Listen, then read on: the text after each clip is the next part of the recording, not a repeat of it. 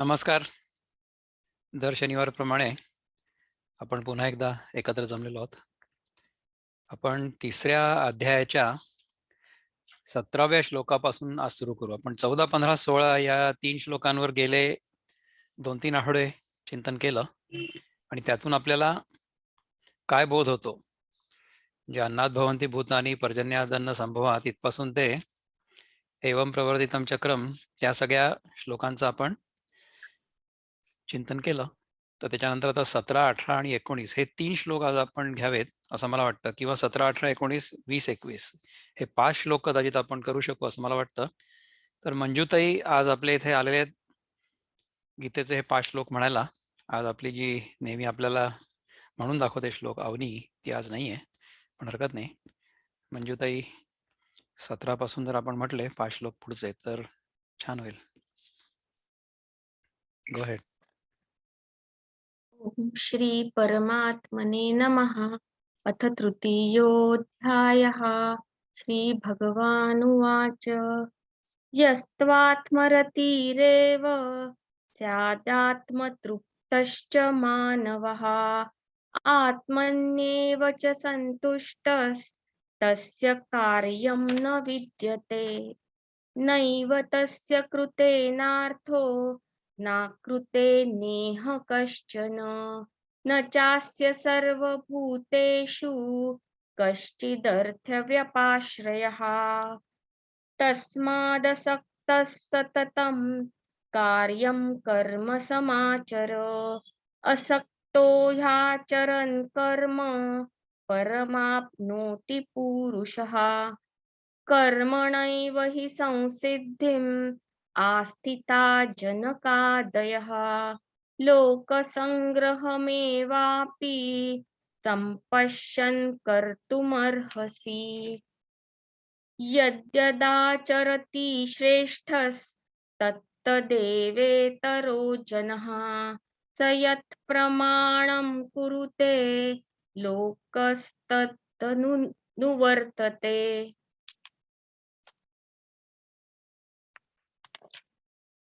वा, अतिशय सुंदर. तर 17, 18, 19, 20, 21 हे जे आपण श्लोक आज घ्यायचे म्हणतो आहोत त्याचे आपण अनुवाद बघूया. तर पहिले मी विनोबांनी जसा अनुवाद केलाय तो बघतो आणि मग त्याच्यानंतर आपण 2 आणखीन अनुवाद बघू. 17वा श्लोक जो आहे त्याच्यामध्ये विनोबा म्हणतात, परी आत्म्यात जो खेळे आत्मा भोगूनि तृप्त जो आत्म्यामध्येची संतुष्ट त्याचे कर्तव्य संपले. ह्याचं तुम्ही जे स्थितप्रज्ञाची पहिली लक्षणं आहेत ना, जी लक्षणं त्यांनी सांगितली होती भगवंतानी, त्याचा मधला जर पहिला श्लोक बघितला आपण, भगवान काय म्हणतात की प्रजहाति यदा कामान सर्वान पार्थ मनोगतान आत्मन्यैवात्मना तुष्टा स्थितप्रज्ञस्तदोच्यते. म्हणजे विनोबा काय म्हणतात त्याच्याबद्दल की कामना अंतरातील सर्व सोडून जो स्वये आत्म्यातची असे तुष्ट तो स्थितप्रज्ञ बोलिला. त्याच्यामध्ये आत्म्यातची असे तुष्ट, आत्मनी एव आत्मना तुष्ट, म्हणजे आपल्या स्वतःमध्ये जो संतुष्ट आहे. का बरं संतुष्ट आहे? कारण की त्याला हे कळलेलं आहे की मी स्वतः अपूर्ण नाहीच आहे, मी पूर्ण आहे. ओम पूर्णमदः पूर्णमिदं, आहे की नाही? म्हणजे आतापर्यंत जे मी स्वतःला अपूर्ण समजत होतो, समजून राहिलेलो होतो, तो अपूर्ण मी नाहीच आहे. जेव्हा अशा प्रकारची आपल्या आतून आपल्याला अनुभूती होते, त्याच्यानंतर आपल्याला इतर काय मिळवायचं मिळतंय, उरत आहे. आपल्याला काही मिळवायचं उरतच नाही ना. त्यामुळे इथे सुद्धा भगवान ते सांगतात की परी आत्म्यात जो खेळे आत्मा भोगुनी तृप्त जो, म्हणजे स्वतःच्याच आत्म्याला भोगून जो तृप्त आहे, त्याला बाहेरच्या वस्तूचा भोग घेण्याची काही गरजच उरलेली नाही. अशा प्रकारे जेव्हा आपण स्वतःमध्ये संतुष्ट असतो त्याचे कर्तव्य संपले. आत्म्यामध्येची संतुष्ट त्याचे कर्तव्य संपले. परंतु अशा प्रकारची जी संतुष्टी आहे ही आपण आपलं जे काही कर्तव्य कर्म असेल वर्णाश्रम पद्धतीनुसार ज्या वर्णातलं किंवा ज्या आश्रमातलं आपलं जे कर्तव्य आहे ते पूर्ण करून जोपर्यंत आपली चित्तशुद्धी पूर्ण होत नाही त्या शुद्ध चित्तामध्ये आपल्याला जोपर्यंत आपल्या खऱ्या स्वरूपाचं दर्शन होत नाही तोपर्यंत आपल्याला हा श्लोक नाही समजणार. जोपर्यंत आपल्याला ह्या जगामध्ये काहीतरी करण्याचं उरलेलं आहे असं वाटत असतं तोपर्यंत आपण ते करायला पाहिजे. निष्काम वृत्तीने निस्वार्थ बुद्धीने करायला पाहिजे. आणि ते केल्यानंतर जेव्हा आपल्याला स्वतःच्या पूर्णत्वाची अनुभूती होते, अनुभूती जरी नाही झाली तरी सुद्धा खात्री पटते की इथे माझ्या व्यतिरिक्त माझ्या जाणीवे व्यतिरिक्त दुसरं काहीच नाही आहे.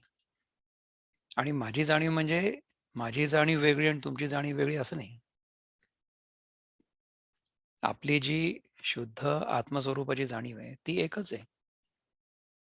आपण याच्या आधी पण एकदा बघितलं होतं बघा की समजा मी तुमच्यापैकी कोणाला विचारलं की तुमचं नाव काय आहे तर तुम्ही काय म्हणाल की माझं नाव अमुक अमुक आहे. तर त्या माझं नाव अमुक अमुक आहे असं आपण जेव्हा म्हणतो त्या वाक्यातला जो मी आहे तो मी एकच आहे. तो मी वेगळा नाही आहे. ज्या अर्थाने तुमच्यापैकी कोणीही म्हणेल की माझं नाव अमुक अमुक आहे त्याच अर्थाने मी पण म्हणेन की माझं नाव अमुक अमुक आहे. आणि तो जो मी आहे त्या वाक्यातला प्रत्येकाने म्हटलेला तो मी एकच आहे. तो हा सर्वव्यापी आत्मा आहे, परमात्मा आहे. तर परमात्मा आणि माझा छोटासा आत्मा या दोन वेगळ्या गोष्टी नाही आहेत. तुमच्यामधल्या आत्म्याला मी माझ्या आत्मरूपानेच ओळखू शकतो ना. तुमच्यामधला आत्मा वेगळा आणि माझ्यामधला आत्मा वेगळा असं नसतं. आत्मा एकच आहे. त्या आत्म्याच्या अनेक प्रकारचे मॅनिफेस्टेशन आहेत. तो आत्मा अनेक प्रकारे प्रगट होतो परंतु आहे तो एकच हे कळलं पाहिजे.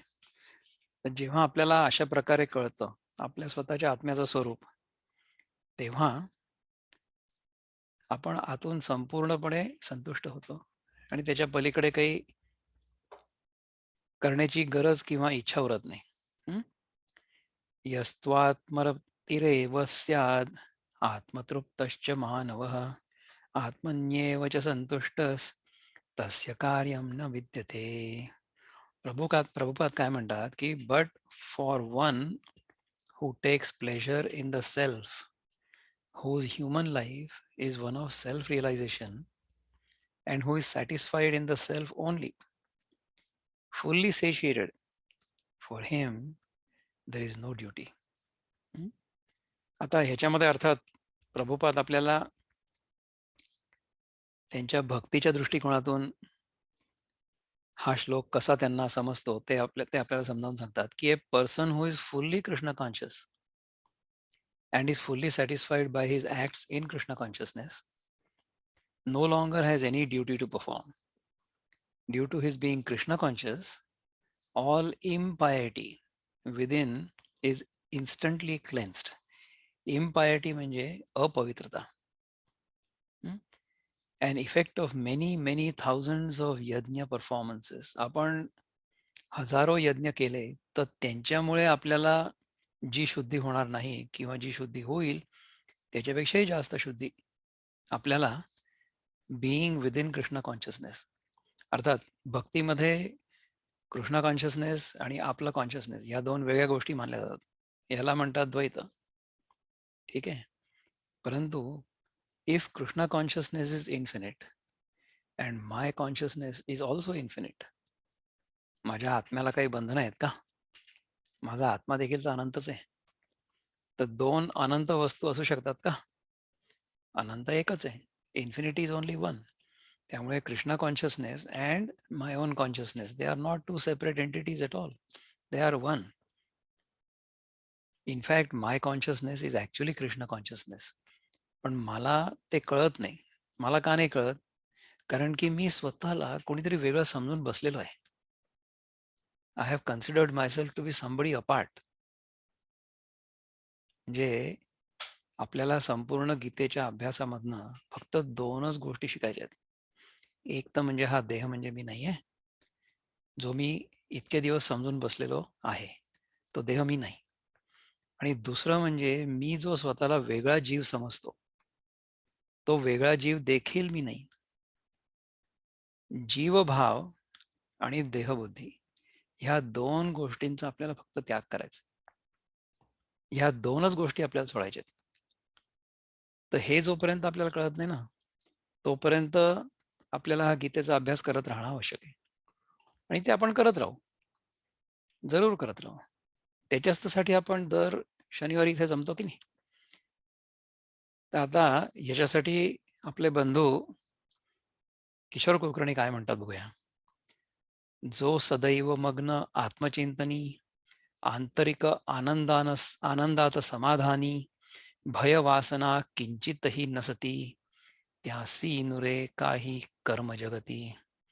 जो सदैव मग्न आत्मचिंतनी, the one who is always focusing on his true self, जो नेहमी स्वस्थ आहे किंवा स्वाध्यायात रमलेला आहे, आंतरिक आनंदात समाधानी, आत्मनी एव आत्मना तुष्टः, भय वासना किंचितही नसती. भय कुणाचं असणार आहे? द्वितीयाम भयम भवती म्हणतात ना, की दुसरं कोणीतरी असेल तर आपल्याला त्याचं भय वाटेल ना. जर इथे दुसरं कोणी नाहीच आहे तर आपल्याला भय कोणाचं वाटेल? आपल्या व्यतिरिक्त जे काही आहे असं आपल्याला वाटतं आहे, ते म्हणजे केवळ आभास आहे. ते खरं खरं नाही आहे.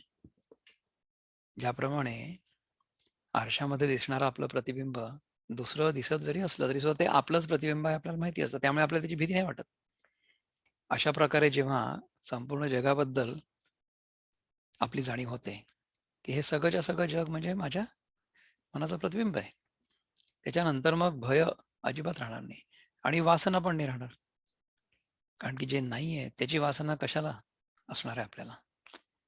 आपल्याला असं वाटतंय की ती वस्तू खरी असावी असं वाटतं, दिसायला दिसते ती खरी, परंतु in the ultimate analysis it is not real. त्यामुळे जी वस्तू खरी नाही आहे तिची वासना आपल्याला नाही येणार. भय आणि वासना किंचितही नसते, त्यासी नुरे काही कर्म जगती, म्हणजे त्याला या जगामध्ये काही कर्म उरत नाही असं भगवान आपल्याला सांगतायत. वृत्तबद्ध संक्षिप्त गीतामध्ये किशोरजी काय म्हणतात पहा.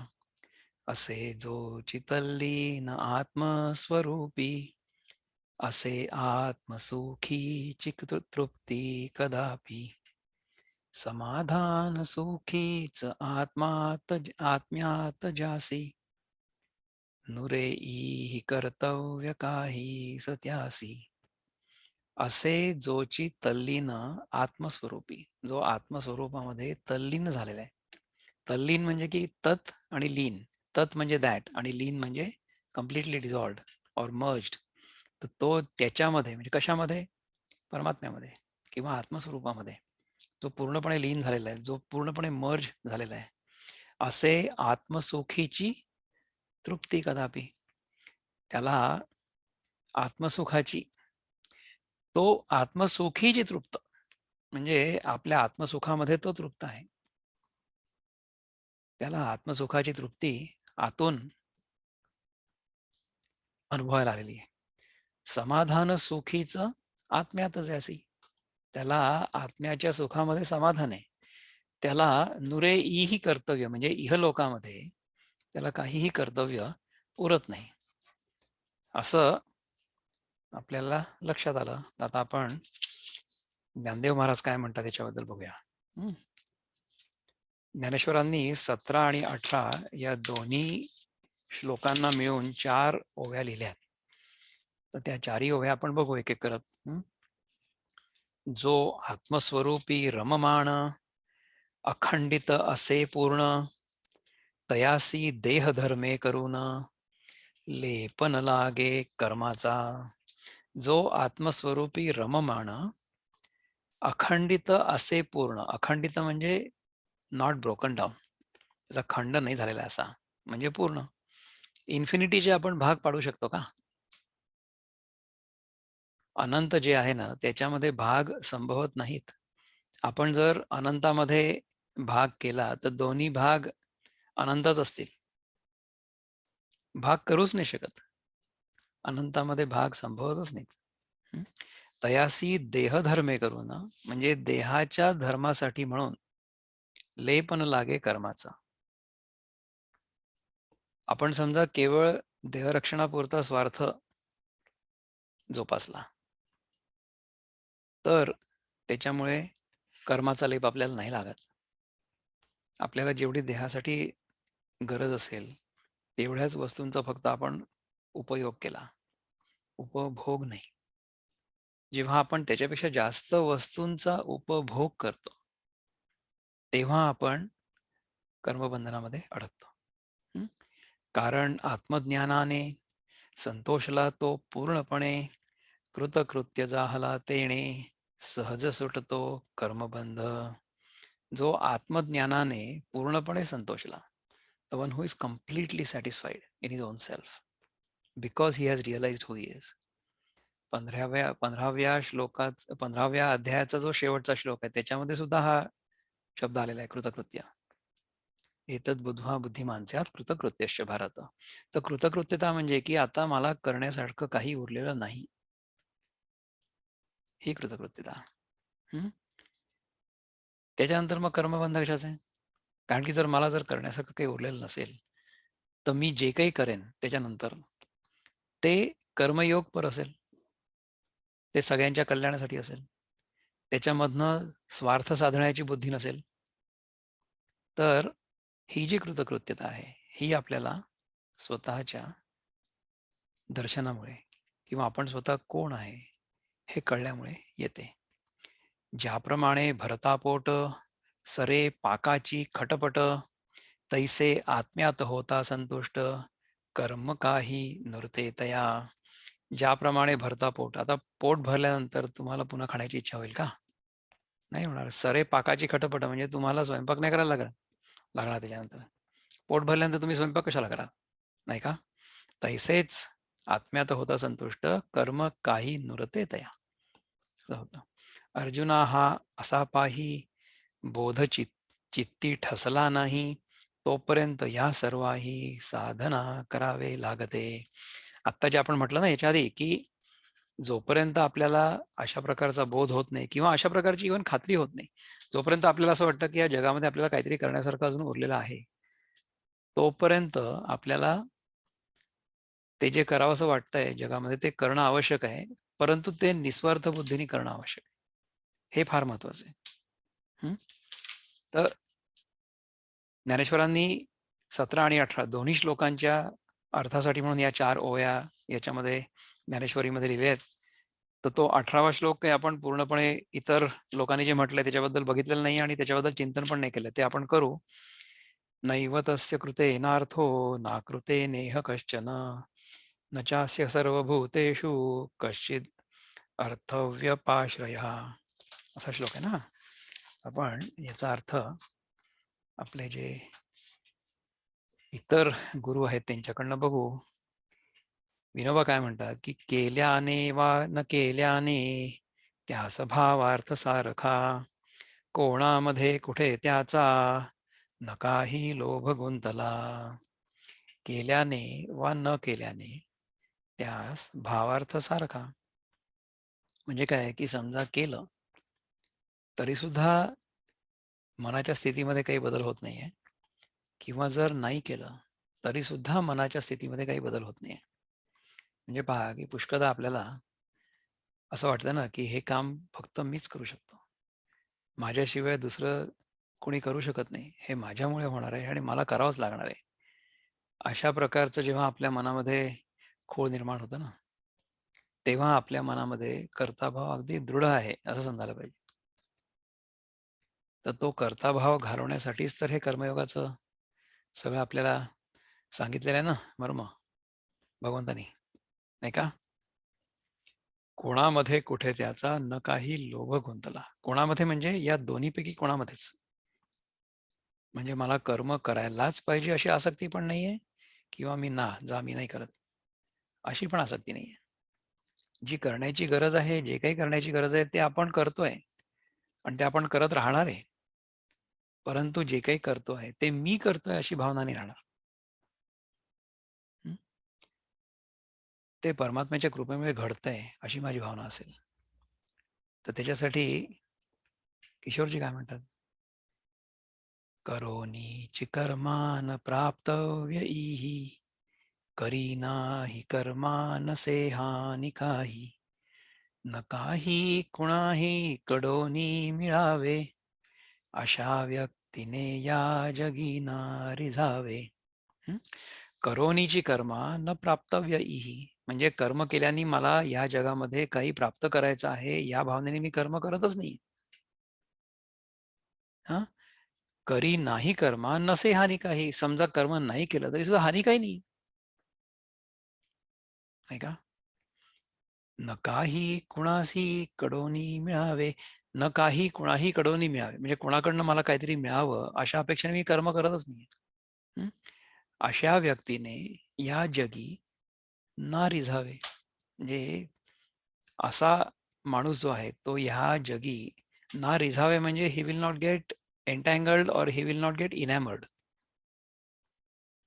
त्याला या जगामध्ये रस नाही उरणार. He will no longer be attracted by the things of the world, असं सांगतात. तर ही वृत्तबद्ध मी म्हणून दाखवली, पण जी मुक्त छंद आहे ती काय म्हणतात? न काही प्राप्तव्य कर्म करता, न दिसे हानी कर्म टाळता, न तो कदापि मिळवो पाही, अन्य जीवापासोनी काही. न काही प्राप्तव्य कर्म करता, म्हणजे कर्म केल्याने मला काही प्राप्तव्य नको आहे. न दिसे हानी कर्म टाळता, म्हणजे कर्म टाळल्याने हानी दिसत नाहीये. न तो कदापि मिळवो पाही, तो कदापि तो मिळवायला बघत नाही. काय मिळवायला बघत नाहीये? अन्य जीवापासून काही पण, इतर लोकांपासून त्याला काहीही नको आहे. तर अशा प्रकारचा जो माणूस आहे तो खरा कर्माच्या पुढे गेलेला आहे. म्हणजे मला कोणीतरी विचारलं होतं मागे की is the law of karma always applicable? आणि yes, as long as we are in this material world, as long as we have कर्ता भाव, जोपर्यंत मी कर्ता भावानी हे करतोय तोपर्यंत कर्माच्या कायद्यापासून मला सुटका नाही, करावंच लागेल. प्रभुपाद काय म्हणतात आपले गुरु की a self realized man has no purpose to fulfil in the discharge of his prescribe duties, nor has he any reason not to perform such work. म्हणजे कर्म करण्यासाठी देखील कारण नाही आहे, कर्म करण्यासाठी स्वार्थाचं कारण नाही, आणि कर्म नाही करत म्हणून टाळण्याचं देखील त्याच्याकडे काही कारण नाही. Nor has he any need to depend on any other living being, nor has he any need to depend on any other living being, म्हणजे दुसऱ्या कोणा व्यक्तीवर आपल्याला आश्रयाची काही गरज नाही. A self-realized man is no longer obliged to perform any prescribed duty, save and accept activities in Krishna consciousness. भगवान प्रभुपाद काय म्हणतात की other than activities in Krishna consciousness, म्हणजे कृष्णाला अर्पण बुद्धीने केलेली किंवा केल्या जाणारी किंवा करण्याची इच्छा असणारी जी काही कर्म आहे तेवढीच फक्त करा. त्याच्या व्यतिरिक्त त्या माणसाला दुसऱ्या कुठल्याही प्रकारची कर्म करण्याची आवश्यकता नाही. Krishna consciousness is not inactivity either, म्हणजे तुम्ही नुसतं बसून राहा असंही म्हणत नाही. Being in Krishna consciousness does not mean that you sit down idle. तुम्ही तुमचं कर्म करत राहा. As will be explained in the following verses, a Krishna conscious man does not take shelter of any person, man or demigod. म्हणजे दुसऱ्या कोणावरही तो माणूस अवलंबून राहत नाही. What ever he does in Krishna consciousness is sufficient in the discharge of his obligation. म्हणजे कृष्णाच्या ध्यानामध्ये जर आपण सगळ्या गोष्टी केल्या, आपल्या जीवनातल्या ज्या काही गोष्टी करतो आपण सकाळी उठल्यापासून म्हणजे अगदी दात घासण्यापासून ते संध्याकाळी झोपण्यापर्यंत जी काही कर्म करतो, म्हणजे पुढे कुठल्या तरी एका अध्यायामध्ये येणार आहे की यद करोषि यद अश्नासी यज्जुहोसी ददासी यत तपस्यसी कौंतेय तत्कुरुष्व मदर्पणम, असा श्लोक आहे. पुष्कळ पुढे येतो, मला एकदम सगळा पूर्ण आठवला नाही. पण जे काही आपण करू, जे काही आपण दान देऊ, कुठल्याही गोष्टीमध्ये हे सगळंच्या सगळं आपण कृष्णासाठी करतो आहोत अशी भावना जर आपली असली तर ते सगळंच्या सगळं कार्य कृष्णार्पण भावाने कृष्णा कॉन्शियसनेसमध्ये होईल आणि त्या कार्याचा, त्या कर्माचा आपल्यावर लेप नाही चढणार. दॅट काइंड ऑफ कर्म विल नॉट अट्रॅक्ट कर्मफल, असं होईल. त्यामुळे कर्मयोगाचा सिद्धांत जो आहे तो आपल्याला आपल्या अनुभवामध्येच कळायला लागेल. तर ह्याच्यामध्ये पहा की कर्म आणि भक्ती या दोन्ही एकरूप झाल्या ना. जेव्हा कर्म आणि भक्ती एकरूप होतात तेव्हा कर्माची सेवा होते, कर्माचा कर्मयोग होतो आणि त्या कर्मयोगामुळे आपलं चित्त शुद्ध होतं. अशा प्रकारे आपण 17 आणि 18 हे 2 श्लोक आत्ता घेतले तिसऱ्या अध्यायामधले. तर ह्याच्याबद्दल जर कोणाला काही विचार व्यक्त करायचे असतील किंवा काही चिंतन करायचं असेल तर आपण अवश्य विचारा. अपर्णाताई, आपण मला असं वाटतं हात वर केला होता मघाशी, तर आपल्याला काही विचारायचं होतं का? तर आपण अनम्यूट करा स्वतःला आणि विचारा. नाही, मी फक्त नमस्कार म्हणणार होती. बरं बरं, हा नमस्कार. छान. पुष्कळ दिवसानंतर तुम्हाला बघितलं, 1-2-3 आठवडे नव्हता आपण, त्यामुळे चांगलं वाटलं. तर आतापर्यंत आपण हे जे 17 आणि 18 जे 2 श्लोक घेतले याच्यामध्ये जर काही चिंतन करायचं असेल आपल्याला, समीरचा हात वर आहे, त्यामुळे समीर तुला काय म्हणायचं सांग. नमस्कार दादा. नमस्कार. गेले 2 वर्ष मी नोकरी करतोय. बरं. पण पगार मला मिळत नाही. अरे, तर कुठल्याही वेदांतानुसार गीता किंवा कर्म किंवा अद्वैत वेदांत की ही अपेक्षा ठेवणं की मला पगार मिळायला पाहिजे, ही कितपत बरोबर आहे? आणि कर्मसिद्धांत गीतेनुसार पण फळाची इच्छा बाळगता कामा नये. काम करत राहायला पाहिजे, पगार मिळो न मिळो. तर मग पगार न मिळणं हे कितपत बरोबर आहे किंवा पगार मिळायला पाहिजे हेही बरोबर आहे का चुकीचं आहे? आणि अद्वैत वेदांत अजूनच हे म्हणजे तुम्ही कार्य करत राहा, पण तुम्ही उगाचच डिझायर व्यक्त करू नका. तर नक्की याच्यामध्ये काय आहे म्हणजे? खूप चांगला प्रश्न आहे. याच्याबद्दल आपण चिंतन केलं होतं का? जेव्हा आपण तो कर्मणीय अधिकार असते मा फलेषु कदाचन हा श्लोक म्हटला होता ना, तेव्हा आपण काय चिंतन केलं होतं की आपण नोकरी करावी आणि त्याच्या बदली पगार घेऊ नये, हा त्याचा अर्थ अजिबात नाहीये. आपण जरूर नोकरी करावी, कष्ट करावेत आणि त्याच्या मोबदल्यामध्ये जितका चांगला पगार आपल्याला मिळू शकत असेल तेवढा आपण अवश्य घ्यावा. म्हणजे आपण नोकरी केली आणि पगार घेतला नाही याचा अर्थ कर्मयोग केला असं नाही होत, असं नाही आहे ते. तर आपण नोकरी जरूर करावी आणि त्याचा पगार जरूर घ्यावा. आपण कसं असतं पहा की आपण जे कर्म करतो त्या कर्मावर आपला अधिकार म्हणजे त्याच्यावर आपला कंट्रोल असतो, परंतु त्याचं जे फळ असतं ना त्याच्यावर आपला कंट्रोल नसतो. आता पहा की तुझ्या प्रश्नाचं जे उत्तर आहे ते हे आहे की आपण नोकरी करू तर तुझा अधिकार कशावर आहे? तुझा अधिकार ह्याच्यावर आहे की तुला जे काही जॉब डिस्क्रिप्शन तुझं असेल, तुला जे काही लिहून दिलेलं आहे काम किंवा जे काम तू करणं अपेक्षित आहे ते काम चांगल्या प्रकारे करणं हेच फक्त तुझ्या अधिकारामध्ये मध्ये म्हणजे तुझ्या कंट्रोलमध्ये. परंतु त्याचा परिणाम काय होईल म्हणजे काय आहे की तुला किती पगार मिळेल किंवा किती बोनस मिळेल किंवा कंपनीमध्ये तुझं कौतुक होईल वगैरे, ह्या सगळ्या ज्या गोष्टी आहेत ना ह्या इतर लोकांवर अवलंबून आहेत. ह्याच्यावर तुझा अधिकार म्हणजे हक्क अवश्य आहे, परंतु अधिकार म्हणजे नियंत्रण नाही आहे. तू तुझं काम करून तुझं कर्तव्य पूर्ण केलं आणि त्या कर्तव्यावर तुझा पूर्ण अधिकार म्हणजे पूर्ण कंट्रोल आहे. बरोबर आहे ना? तर ज्याप्रमाणे तुझ्या हातून ते कर्म घडेल त्याप्रमाणे त्याच्या मोबदल्यात कंपनीकडनं पगार किंवा पगार वाढ किंवा बोनस किंवा कौतुक या सगळ्या गोष्टी कंपनीकडनं घडतील. परंतु त्या कधी घडतील, किती प्रमाणात घडतील ह्याच्याबद्दल तुझ्या हातामध्ये अधिकार म्हणजे नियंत्रण नाही आहे. ह्याच्याबद्दल अधिकार म्हणजे हक्क तुझा अवश्य आहे. त्यामुळे आपण अधिकार या शब्दाचा अर्थ जेव्हा हक्क म्हणून घेतो तेव्हा तो पूर्णच्या पूर्ण श्लोक उलटा होतो आणि आपल्याला उलटा समजतो. तसं नाही आहे. आपल्याला अधिकार या शब्दाचा अर्थ कंट्रोल किंवा नियंत्रण असाच घ्यायला पाहिजे. असा जेव्हा आपण घेतो त्याचा अर्थ तेव्हा मग तो श्लोक एकदम स्ट्रेट फॉरवर्ड आहे की हो, कर्मावर माझा अधिकार आहे. आता तू जे कर्म करतो तुझ्या कंपनीसाठी, तुझी जी काही नोकरी सुरू आहे त्याच्यामध्ये तुझं जे काही काम आहे ते काम कसं करतो ह्याच्यावर तुझं आणि तुझंच फक्त पूर्णपणे नियंत्रण आहे.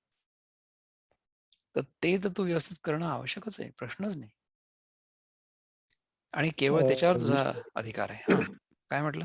विशेषतः म्हणजे आमच्या इथे जे बायका कामाला आहेत ते लॉकडाऊनमुळे 6 महिने का 8 महिने आले नाही. पण त्यांना पगार आम्हाला द्यावा लागला आणि ते 8 महिने आम्हालाच काम करावं लागलं. पण कंपनीचा असा दृष्टिकोन आहे की तू जे काम करतोय ते तर तुझं कर्तव्यच आहे. कारण का आमचा प्रॉफिट याच्यावरती अवलंबून आहे. पण आम्ही काही पगार देणार किंवा नाही याच्याकडे तू लक्ष देऊ नकोस. तर मग हा प्रश्न पडतो की त्यांचं कर्तव्य म्हणजे माझं कर्तव्य मी करतोय. पण पगार द्यायचं कर्तव्य जसं आम्ही कर्तव्य केलं, बायकांना मी पगार दिला 8 महिने, तसं कंपनीने पण केलं पाहिजे की मला पगार दिला पाहिजे. तर मग याच्यामध्ये माझी इच्छा की त्यांनी मागच्या 2 वर्षाचा पगार दिला पाहिजे हे बरोबर आहे का? किंवा असा हा प्रश्न होता म्हणजे. तर ह्याच्यामध्ये सगळ्या कर्मचाऱ्यांना जो नियम लागू होतो तोच नियम तुला देखील लागू व्हायला पाहिजे. म्हणजे सगळ्या कर्मचाऱ्यांना समान नियम लागू व्हायला पाहिजे. करेक्ट. तर आपल्या इथे बंधू आहेत तिथे, त्यांनी असं म्हटलंय श्रीराम केकरेंनी की Samir you can contact him separately आणि he will talk to you regarding that. I think it will be useful if you do talk to him. अच्छा. तर जरूर त्यांचा नंबर मी पण कळवेन. समजा you can get it from the chat, नाही तर मी पण कळवतो. तसं आहे. तर आपण ह्याच्या पलीकडचे श्लोक घेऊ मग आता. हो. Let us go further. तर त्याच्यानंतरचा जो श्लोक आहे तो 19वा श्लोक आहे. तस्मादसक्तः सततं कार्यं कर्म समाचर असक्तो ह्याचरन् कर्म परमाप्नोति पुरुषः. तर ह्याचा अर्थ पहिले आपण विनोबा काय म्हणतात ते बघूया. म्हणून नित्य निस्संग करी कर्तव्य कर्म तू निस्संग करिता कर्म कैवल्य पद पावतो. म्हणून नित्य म्हणजे नेहमी, निस्संग म्हणजे निस्वार्थ बुद्धीनी, अनासक्त बुद्धीनी, अनअटॅच्ड बुद्धीनी करी कर्तव्य कर्म तू कर्तव्य कर्म करत राहा.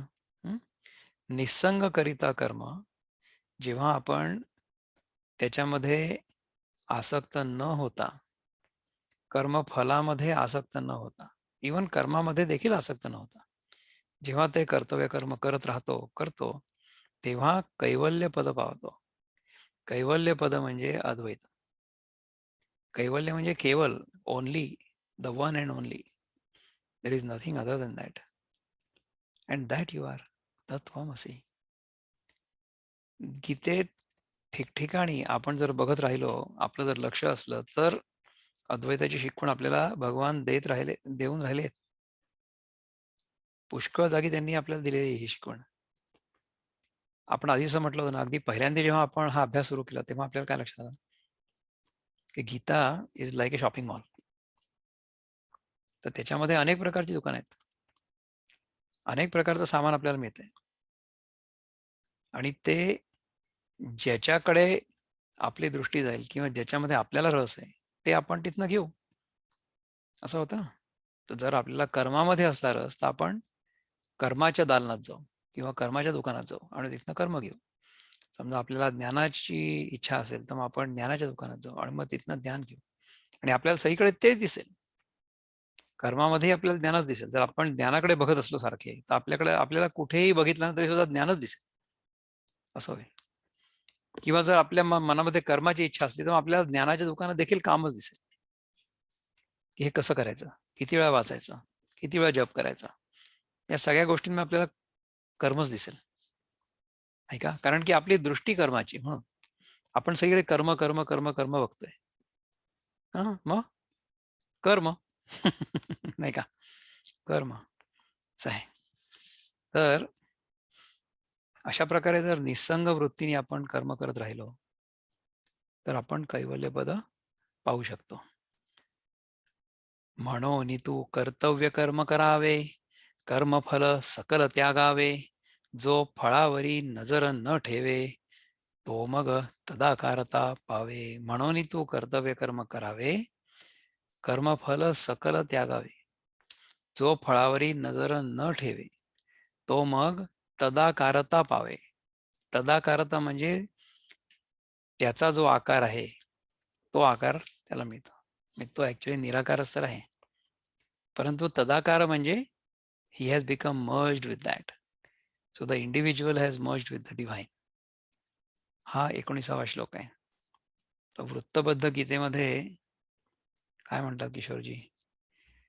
म्हणूनच कर्तव्य कर्मा करावे, फळाच्या ही इच्छेसी तू ना धरावे, तयाचे चित्ता ही शुद्धी मिळावी, तयानेच सर्वोच्च प्राप्ती करावी. म्हणूनच कर्तव्य कर्म करावे, फळाच्याची इच्छेसी तू ना धरावे. फळाच्या इच्छेला धरू नको.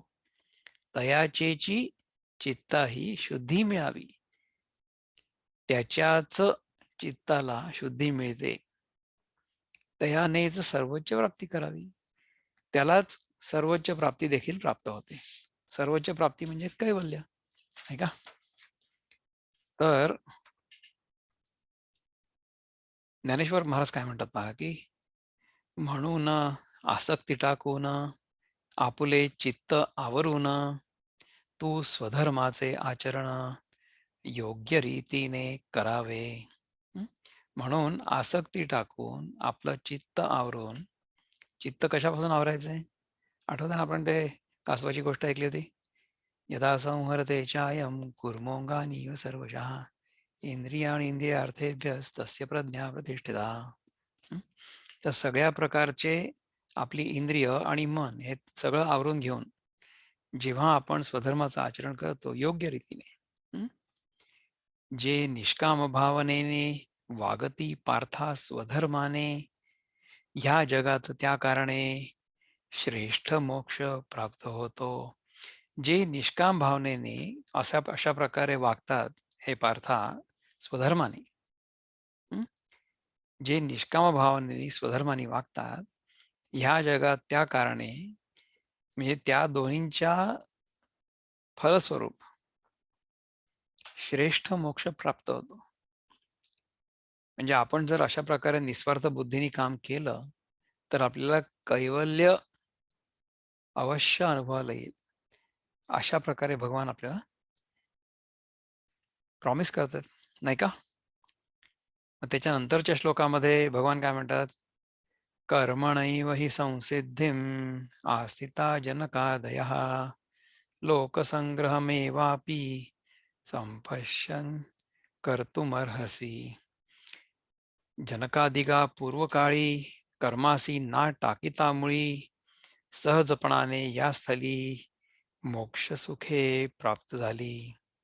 जनकादिकांना जनक आणि इतर जे लोक आहेत त्यांना, जनक अधिक त्यांना पूर्वकाळी कर्मासी ना टाकतामुळे, त्यांनी काय आपली कर्म टाकली थोडीच. जनक तर राजा होता आणि तो राज्य चालवत राहिला, असं नाही की त्यांनी राज्य सोडून दिलं. even after self-realization he was still the king and he was ruling the kingdom, but with a completely detached mindset. ह्यासाठी ह्या कर्माविषयी आस्था पूर्ण असावी हृदयी, ह्या वृत्तीचा उपयोग होई आणि एका प्रकाराने. तर ह्या कर्माबद्दल म्हणजे कर्तव्य कर्माबद्दल जर आपल्या मनामध्ये पूर्णपणे आस्था असली तर अशा वृत्तीचा तुला उपयोग होईल आणखी एका प्रकाराने. ते सांगणार आहेत भगवान तुला. तर आता आपण ह्या 20व्या श्लोकाचा जो अर्थ आहे तो इतर लोकांनी काय काय म्हटलं ते बघू. कर्मद्वाराची सिद्धीस पावले जनकाधिक, करी तो कर्मलक्षुनी लोकसंग्रह धर्मही. कर्मद्वारानीच कर्मानीच सिद्धीला पावले कोण? जनकाधिक. करी तू कर्म लक्षुनी, हे लक्षात ठेवून कर्म कर. लोकसंग्रह धर्मही, लोकसंग्रह हा धर्म आहे. अशा भावनेने किंवा अशा प्रकारची तुझी बुद्धी स्थिर झाल्यामुळे तू आपलं कर्म कर. तर त्याच्यासाठी किशोरजी काय म्हणतात बघू आपण. जनकाधिक ज्ञानी अनासक्त, कर्म करोनी झाले मुक्त. लोक कल्याणास्तव तू पार्था, कर्म करणे योग्य सर्वथा. जनकाधिक ज्ञानी अनासक्त, कर्म करोनी झाले मुक्त. ते अनासक्त कर्म करून मुक्त झाले. लोक कल्याणास्तव तू पार्था, म्हणून हे पार्था तू लोक कल्याणास्तव कर्म करणे योग्य सर्वथा. म्हणजे जे काही कर्म करत असशील ते योग्यच आहे, असा उपदेश भगवान देत आहेत अर्जुनाला. तर वृत्तबद्ध गीतेमध्ये काय म्हणतात किशोरजी. पिता जानकीचा जसा ज्ञानवंत, करोनीच कर्मासी झाला विमुक्त. जनांच्या हितासी मनीची धरोनी, जनाशी खवावे स्वकर्मे करोनी. पिता जानकीचा म्हणजे जनक जसा ज्ञानवंत, तो करोनीच कर्मासी झाला विमुक्त, म्हणजे ते कर्म करूनच तो विमुक्त झाला. जनांच्या हितासी मनीची धरोनी, त्यांनी त्याच्या मनाशी काय धरलेलं आहे? जनांचं हित.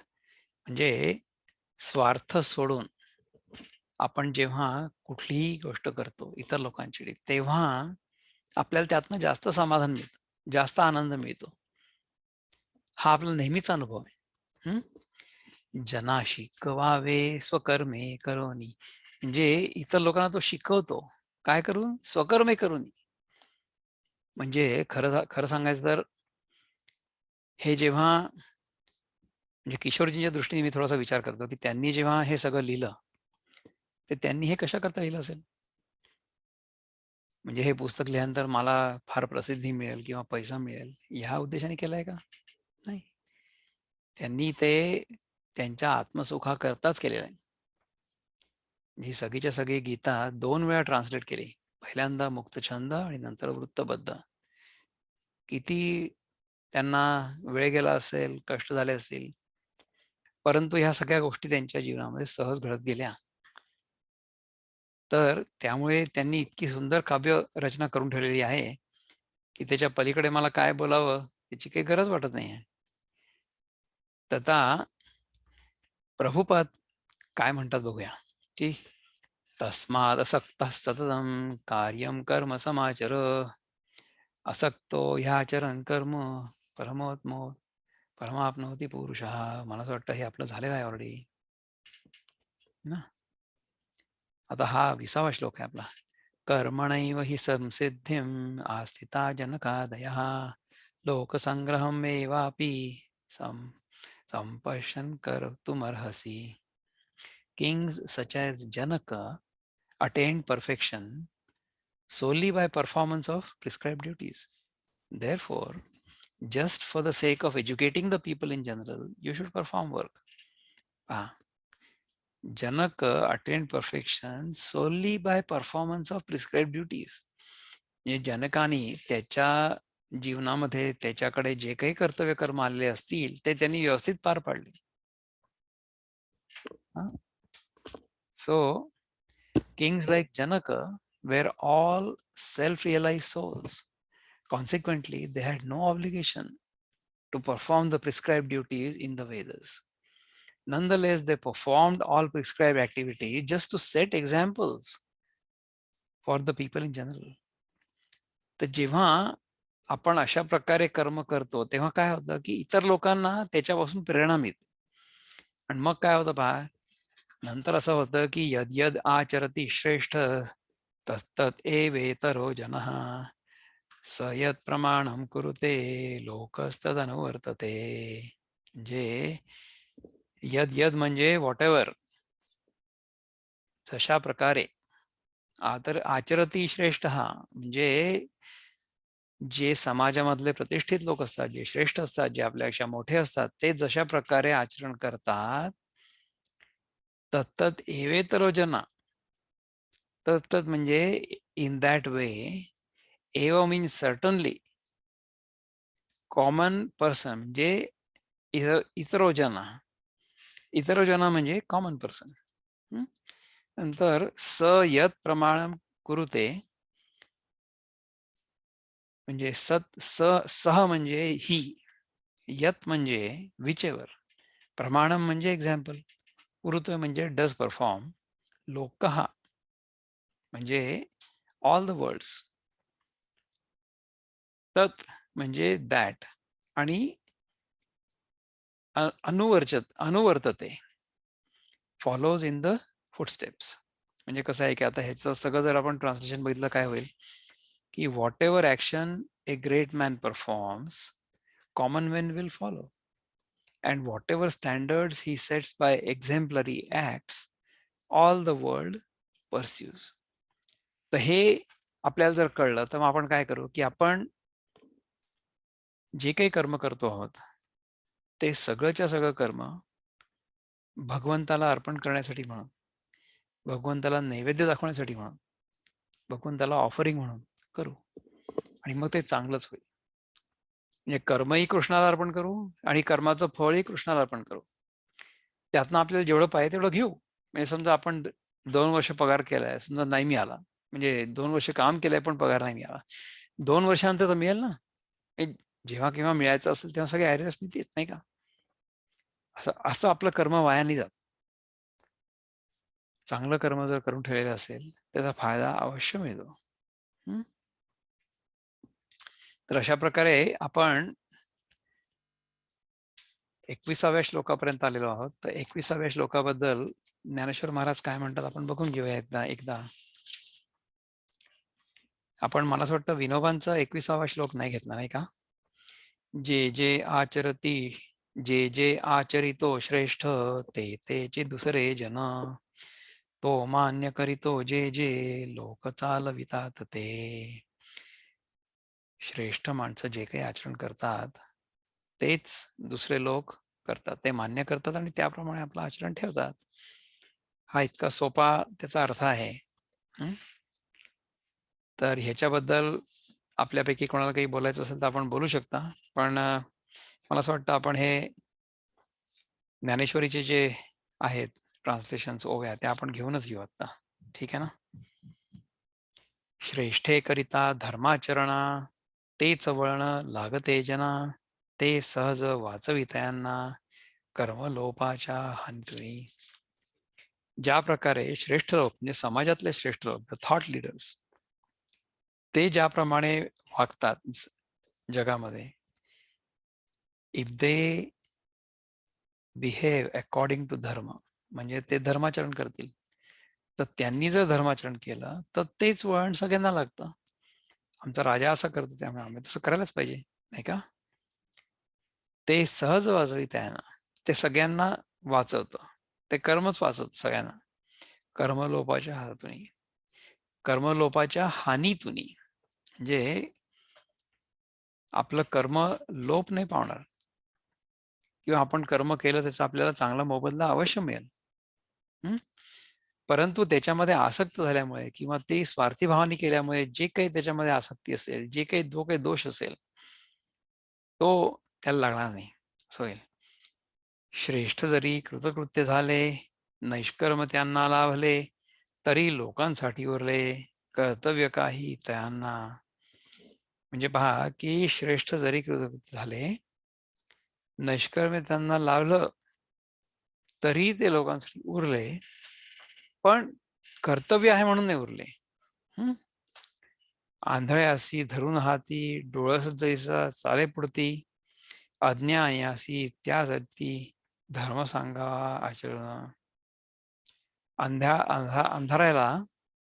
आंधळ्याला आपण हातात धरून, म्हणजे डोळस माणूस जो असतो तो असा पुढे चालतो. अज्ञानासी त्याच रीती, म्हणजे तशाच प्रकारे अज्ञानी माणसाला धर्म सांगावा आचरून. म्हणजे आपण जे काही सांगतो आहे लोकांना ते आपण आपल्या जीवनात करतो आहेत किंवा नाही, किती महत्वाचं आहे. कारण की आपलं बघूनच तर इतर लोक आपली नक्कल करणार आहेत ना. अरे ऐसे न केल्यासी, रीत न लागे अज्ञानासी, तयानी तरी या मार्गासी जाणावे कैसे प्रकारे. थोर थोर जे जे करती, आणि त्यासी धर्म मानती, आणि तशी तयासी जपाळी ती सामान्य जन वागता. स्वभावता ही ऐशी स्थिती, तेणे न सोडावे कर्माप्रती, उलट काही विशेष रीती संतांनी ते आचरावे. म्हणजे पहा की आपल्याला जर कुठलंही कर्म करण्यामध्ये थोडीशी शंका असली मनामध्ये, तर मग काय, आपण जे संतांनी आचरण करून आपल्याला दाखवून दिले की अशा प्रकारे राहता येऊ शकतं, तशा प्रकारेच आपण राहायचंय. तर इतक्या सगळ्या ओव्या ज्ञानेश्वर महाराजांनी रचल्यात, म्हणजे एका श्लोकासाठी 6 ओव्या त्यांनी रचल्यात. तर त्या आपण आत्ता वाचल्या. तर त्याच्याबद्दल आपल्याला जर काही चिंतन करायचं असेल तर आपण करू शकता. इथे कोणाचा हात वर आहे का? नसेल तर आपल्याला जर कोणाला काही प्रश्न विचारायचे असतील आतापर्यंत आपण जे वाचलं त्याच्याबद्दल, किंवा चिंतन केलं त्याच्याबद्दल, तर चांगलं होईल. मला हा श्लोक खूप आवडतो. यद यद आचरती श्रेष्ठ तत्तत एवेतरो जनः, स यत प्रमाणम कुरुते लोकस्तदनुवर्ते. मंजुताई काय म्हटलं? मला 20व्या श्लोकाबद्दल विचारायचं होतं हा. की कर्मणैव हि संसिद्धिम आस्थिता जनकादयः. हा जनकाचा जो उल्लेख आहे, हा जनक हा राजा म्हणून आहे की सीतेचे बाबा म्हणून आहे? जनक हा राजा म्हणून आहे. म्हणजे हा राजा He आणि happened to सीतेचे be वडील हे Sita's brother. I mean, he happened to be Sita's father, not brother. Father. हा है ना? हा तर त्यांनी कशा प्रकारे राज्यकारभार केला? जनकाच्या हातामध्ये संपत्ती पण होती आणि सत्ता पण होती, परंतु त्यांनी त्या सत्तेचा किंवा संपत्तीचा कधीही गैरवापर केला नाही, आणि त्याच्या राज्यामध्ये सगळे सुखी होते. अशा प्रकारचं समजा आपण आपलं कर्तव्य केलं. म्हणजे आता बघा की जनक फंडामेंटली कर्मयोगी होता किंवा साधक होता. त्याच्याकडे राजाचा रोल आला, तर त्यांनी तो राजाचा रोल केला. आपल्या इथे आपल्या देशाचे पंतप्रधान म्हणतात ना की तुम्हाला जे काही करायचं असेल किंवा जे काही तुमच्या वाट्याला आलेलं असेल तेच तुम्ही चांगलं करा. म्हणजे मी पण तुमच्यासारखाच एक सर्वसाधारण नागरिक आहे, परंतु मी पंतप्रधान पदाची जबाबदारी घेतलेली आहे आणि तिथे मी बसलेलो आहे, त्यामुळे त्या पदाची जी जबाबदारी आहे ती मी पार पाडतोय to the best of my ability. तर तुम्ही तुमच्या जागी तेच करा ना. तुम्ही जर शिक्षक असाल तर चांगलं शिकवा मुलांना. तुम्ही जर एखादं रेस्टॉरंट चालवत असाल तर तुम्ही लोकांना चांगलं अन्न खायला द्या. तुम्ही जर शेतकरी असाल तर तुम्ही मेहनत करा, शेतामध्ये चांगलं पीक काढा. तुम्ही एखाद्या ऑफिसमध्ये काम करत असला, आता समीर आपला आहे बंधू इथे, तर तुम्ही चांगलं काम तुमच्या ऑफिससाठी तुमच्या ऑफिसमध्येच करा, आणि तुमच्या स्पेअर टाइम मध्ये मग तुम्ही बाकीच्या गोष्टी करा. तर अशा प्रकारे जर आपण कर्म करीत राहिलो तर आपण जनक राजा असू किंवा कुठल्या कंपनीमध्ये सॉफ्टवेअर इंजिनियर असू, त्यांनी काही फरक नाही पडत. आपलं जे कर्तव्य कर्म आहे ते कर्तव्य कर्म आपण निस्वार्थ बुद्धीनी, निष्काम बुद्धीनी, अनासक्त वृत्तीनी करत राहणं हेच आपलं कर्तव्य आहे. तर ते जर आपण करत माझं राहिलो, हा तर मग जनकाचं काय पुढे आणखीन? नाही, मला हे म्हणायचंय की ह्या जनक राजा आणि श्रीकृष्ण हे अलग अलग युगांमधले आहेत. म्हणजे श्रीकृष्णाने हा जनक राजाचं उदाहरण देऊन अर्जुनाला पटवणं म्हणजे जनक राजाची थोरवी हो या युगापासून त्या युगापर्यंत आहे ना, गेलेली आहे, प्रश्नच नाही, असं मला म्हणायचं होतं. प्रश्नच नाही. हां, किंवा दुसरं असं आहे, की राजा कसं एक सर्वनाम असल्यासारखं आहे. हो तसं जनक आहे असं एक सर्वनाम आहे, की ज्याप्रमाणे राजांनी म्हणजे हे इथे जे जनकादयः हा जो शब्द आलेला आहे, हा कोणत्या अर्थाने घ्यायचा? आता पहा की तो जरी जनक असला किंवा त्या जनक राजाकडे जरी निर्देश असला हं, तरी देखील ती वृत्ती आपण शिकणं आणि त्या वृत्तीनुसार राहणं हे महत्वाचं आहे. आणि हं, जनक कुठल्या युगामध्ये होता, हं. कुठल्याही युगामध्ये जरी असला तरी सुद्धा त्याचं ज्ञान आपल्याला कुठे होत आहे? आपल्याला आत्ता होत आहे ना. हो. कलियुगाच्या रामायण, शेवटी. हा, रामायण जरी त्रेतायुगामध्ये झालेलं असेल, हं, म्हणजे केव्हा 10, 11, 12 लाख वर्षापूर्वी आपण ती काळाची गणना केली होती ना. हो, कलियुग म्हणजे आता सध्या 5200 वर्ष झालेली आहेत हो, कलियुगाची. हो. त्याच्या आधी 8,64,000 वर्ष द्वापर युग होतं आणि त्याच्या आधी 12,96,000 वर्ष त्रेतायुग होतं. तर त्या त्रेतायुगामध्ये केव्हा तरी राम, सीता, लक्ष्मण, भरत, शत्रुघ्न, जनक हे सगळे होऊन गेले. ही किती वर्ष झाली? ही 8 लाख प्लस 8 ती आणि आणखीन 10 ते लाख. आय डोंट नो किती. कमीत कमी 10 ते 20 लाख वर्षापूर्वी केव्हा तरी रामायण घडलं होतं. तेव्हापासून ते त्या गोष्टी आतापर्यंत आपल्या हृदयामध्ये आहेत की नाही. हो. रामायण आणि महाभारत हा आपल्या देशाचा इतिहास आहे. तर अशा प्रकारच्या घटना आपल्या भारतवर्षामध्ये घडल्या आणि त्या आत्तापर्यंत आपल्याला सांगण्यात येतात. याच्या मागचं कारण हेच आहे की त्यामधून ज्या गोष्टी आपल्याला शिकण्याची आवश्यकता आहे त्या गोष्टी त्रिकालाबाधित आहेत. तर त्या तेव्हाही तितक्या सत्य होत्या जितक्या त्या आज आहेत आणि जितक्या नेहमीच राहतील. म्हणून आपल्याला रामायण आणि महाभारत यांच्यातनं शिकायचं काय आहे, तात्पर्य काय आहे, हे जर कळलं आणि त्यानुसार जर आपलं आजचं जीवन आपण जगायला सुरुवात केली प्रामाणिकपणे, निस्वार्थ बुद्धीने, अनासक्त वृत्तीने, तर त्याच्यामध्येच आपल्या सगळ्यांचं कल्याण आहे. एवढं सांगून आत्तापुरतं मी थांबतो आणि ह्याच्या पलीकडचे श्लोक आपण पुढच्या शनिवारी घेऊ. आपण सगळे लोक पुन्हा इथे आलात, तासभर आपला वेळ तुम्ही इथे घालवलात माझ्यासोबत आनंदात.